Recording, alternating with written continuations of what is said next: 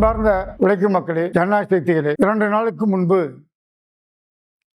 மயிலாடுதுறை புதுப்பாளையம் பகுதியைச் சேர்ந்த பார்த்திபன் என்ற இளைஞனும் திவ்யதர்ஷினிங்கிற பொண்ணும் காதல் செய்தார்கள் என்பதற்காக 2 பேர்களையும் கட்டி அடித்து தூக்கில் தொங்கவிட்டு கொலை செய்திருக்கிறார்கள் சாதி வெறியர்கள். அந்த காதல் சாதி மறுத்து காதல் செய்தார்கள் என்பதுதான் அவர்கள் செய்த ஒரே குற்றம். பார்த்திபன் என்பவன் பட்டியலின சாதியை சேர்ந்தவனும், விஜயதர்ஷினி வன்னியர் சாதியை சேர்ந்தவர்கள் என்பதனால் வன்னியர் சாதியை சேர்ந்த அந்த குடும்பமும் அந்த சாதி சேர்ந்தவர்களும் அந்த பையனை முதல் நாளே கடுமையாக திட்டிருக்கிறார்கள், அடித்திருக்கிறார்கள். அது காவல்துறையில் பதிவு செய்யப்பட்டிருக்கு, பாதுகாப்பு கேட்டிருக்கிறார்கள். ஆனால் மறுநாள் முடியறதுக்குள் அவர்கள் 2 பேரும் அடித்து கொலை செய்யப்பட்டிருக்கிறார்கள். இந்த செய்தி கேட்டு அந்த மக்கள் கொதிச்சு கொந்தளித்து நீதி கேட்டு கொலையாளிகளை உடனே கைது செய், கொலை வழக்கு பதிவு செய்து என்று தொடர்ந்து போராடி கொண்டிருக்கிறார்கள். அந்த கொலையை கண்டித்து அங்குள்ள ஜனநாயக சக்திகளும், குறிப்பாக விடுதலை சிறுத்தைகள், சிபிஐ சிபிஎம் போன்ற கம்யூனிஸ்டுகள், ஜனநாயக சக்திகள் அனைவரும் ஒன்று திரண்டு இதை உடனடியாக ஆணவ படுகொலையாக கொலை வழக்காக பதிவு செய் என்று போராடி வருகிறார்கள். ஆனால் காவல்துறையோ இது இயற்கைக்கு எதிரான மரணம் என்று மட்டும் பதிவு செய்து வைத்திருக்கிறார். தொடர்ந்து மக்கள் போராடியதனால் முதல் நாள் அவர்கள் தாக்கிய வழக்கில் மட்டுமே வழக்கு பதிவு செய்து 4 இளைஞர்களை கைது செய்திருக்கார்கள். கொலை செய்ததற்கு எந்த வழக்கும் அந்த குற்றவாளிகள் மீது போடாததனால்தான் அந்த மக்கள் தொடர்ந்து போராடி வருகிறார். இப்ப நமது கேள்வி என்னவென்றால், விஜய் அரசின் காவல்துறையை கொலை வழக்காக பதிவு பண்ணுவதில் உங்களுக்கு என்ன சிக்கல்? ஏற்கனவே முகாந்தரம் இருக்குது. முதல் நாளே அந்த பையனை அடித்திருக்கிறார்கள். இந்த காதலுக்கு எதிர்ப்பு தெரிவித்திருக்கிறார்கள். அப்படி இருக்கும்போது கொலையில் பாதிக்கப்பட்ட அந்த பையனுடைய பெற்றோர்கள் இது கொலைதான் என்று கூறும்போது கொலை வழக்கு பதிவு செய்வதில் என்ன உங்களுக்கு சிக்கல்? ஆக காவல்துறை என்பது சாதி வெறியோடு ஒரு ஓரவஞ்சமாக அணுகுவதை தான் இன்னைக்கு சட்ட சிக்கலுக்கு அடிப்படையாக இருக்கிறது. எல்லா வழக்குகளிலும் காவல்துறை ஒரு சாதி வெறியோடு அணுகுவதுதான் பிரச்சனையாக இருக்கிறது என்பது இது வட்ட வெளிச்சமாக தெரிகிறது. இதற்கிடையில் இதுவரையும் இல்லாத அளவு இளைஞர்கள் சமூக வலைத்தளத்தில் இந்த ஆணவ படுகொலைகளை கண்டித்து பதிவு போட்டு வருவது மகிழ்ச்சி அளிக்கக்கூடியதாக இருக்கிறது. இதுவரையும் என்றும் இல்லாத அளவுக்கு ஒரு எழுச்சி இளைஞர் மத்தியில் ஏற்பட்டிருக்கிறது, பாராட்டக்கூடியது. அதே நேரத்தில் எப்பொழுதும் போல் சாதி வெறியர்கள் இதையும் நாடக காதல், இளம் வயது காதல், இதை உடனடியாக திரும்பியை ஒரு போக்சோ வழக்கில் இந்த வழக்கு பதிவு செய்யணும் என்று சாதி வெறியை கக்கிற அந்த வெறித்தனத்தையும் நாம் பார்க்கிறோம். இதை காதல், நாடக காதல் என்று திரும்ப திரும்ப சிலர் கிளிப்பிள்ளையை போல் சொல்லிக் கொண்டிருக்கிறார்கள். நாடக காதல்னா என்ன அர்த்தம்? இந்த பையன் போலியாக நாடக காதலித்தானா? நீங்கள் திருமணம் செய்ய சொல்லி அந்த பையன் மறுத்தானா? அவர்கள் படித்துக் கொண்டிருக்கிற அந்த பொண்ணு படித்துக் கொண்டிருக்கு, 2 பேரும் பழகுறாங்க. அவர்கள் தான் இன்னும் திருமணம் கூட செய்யலை. ஏன்னா அந்த பொண்ணுக்கு இன்னும் வயது பாய்க்கு இருக்கிறது. அவர்கள் 2 பேரும் விரும்புகிறார்கள், ஒரு நட்பா பழகிறார்கள். ஆனால் இப்பொழுதே நீங்கள் அவர்கள் இப்படியே போயிட்டாக்க நாளைக்கு திருமணம் செய்து கொள்வார்கள் என்பதற்காகத்தான் நீங்கள் முன்னும் கூடிய அடித்து கொலை செய்திருக்கிறீர்கள். இது என்ன நியாயம்? இதில் நாடகம் எங்கே இருக்கிறது?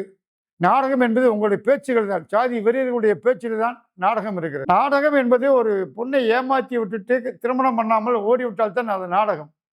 அந்த வேலையை ஆண்ட ஜாதி தான் பல காலங்களாக செஞ்சுக்கிட்டு இருக்கு. பெரிய யோக்கிய மாதிரி பேசுறீங்க. திரும்ப ஒரு கேள்வி கேட்குறான், உங்களுக்கு உங்கள் ஜாதியில் பொண்ணு இல்லையா? ஆண்ட ஜாதி பொண்ணு தான் உங்களுக்கு கேட்குதா என்று திமிரோடு பேசுகிறான்.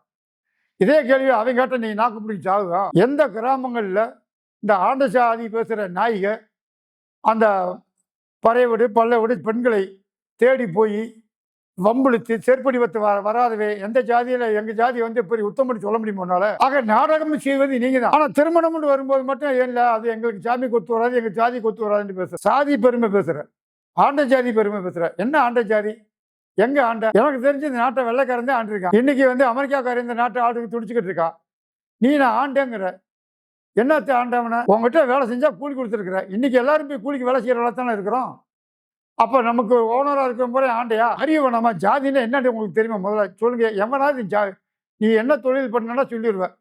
நான் கிளர்க்குண்டுவேன், நான் போலீஸுண்டுவேன், நான் ராணுவ வீரன்கிறவேன், நான் என்ன தொழில் பண்ணுறேன்னு சொல்லிடுறேன். என்ன படிச்சுக்கணும் படிப்பை சொல்லிடுவேன், எந்த மாநிலம்னு சொல்லிடுவேன், எந்த மொழிக்காரன்னு சொல்லிடுவேன். என்ன ஜாதின்னு சொல்ல ஜாதியை சொல்கிறேன். ஆனால் ஜாதின்னு என்னடா ஏதாவது எவனாச்சும் ஒன்று சொல்லுங்க. ஜாதின்னா என்னடா சொல்லுவீங்க? நான் ஆண்ட ஜாதி. ஏழை அதான்டா ஆண்ட ஜாதியும் சரி. ஜாதின்னா என்ன சொல்லு? அதுக்கு என்ன அடையாளம் இருக்குது? ரத்தத்தில் இது அதுக்கு அடையாளம் இருக்கா? பண்பாட்டில் அடையாளம் இருக்கா? சாதிக்கு எந்த அடையாளம் கிடையாது. ஆனால் அப்படிப்பட்ட ஒரு வரட்டு தளத்தை தூக்கி பிடிச்சிக்கிட்டு உட்காந்துருக்கிறார். அதை பிடிச்சி உட்காந்துக்கிட்டு தான் வந்து நீ வந்து ஜாதி மறுப்பு தன்மை எங்கள் ஜாதியில் வந்து நீ எல்லாம் வந்து எங்களுக்கு அடிமை இருக்கிறவன் எங்களோட சமமாக வந்து சம்பந்தம் பண்ணுறதா இதுதான் வந்து மனசில் ஓடுற வேலை. ஆனால் இளம் தலைமுறைகள் நீங்கள் சொல்கிற மாதிரி வந்து ஜாதி பார்த்து போய் காதலிக்கிறது இல்லை. அவன் படிக்கிறான், வேலை வரைக்கும், வாழ்க்கை முறை மாறிடுச்சு. ஒன்றா பழகிற இடத்துல தங்கள் வந்து நட்பாக பழகிறார்கள். ஒரு கட்டத்தில் வந்து அது காதலாக மாறுது. அது அவங்களுக்கு பிடிச்ச அவங்க வாழ்கிறாங்க.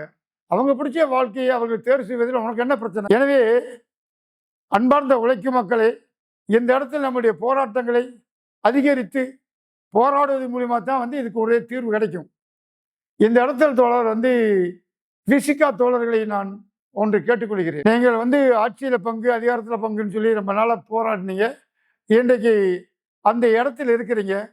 குறிப்பாக தோழர் மணியரசு அவர்கள் சமூக நலத்துறை அமைச்சராக இருக்காரு.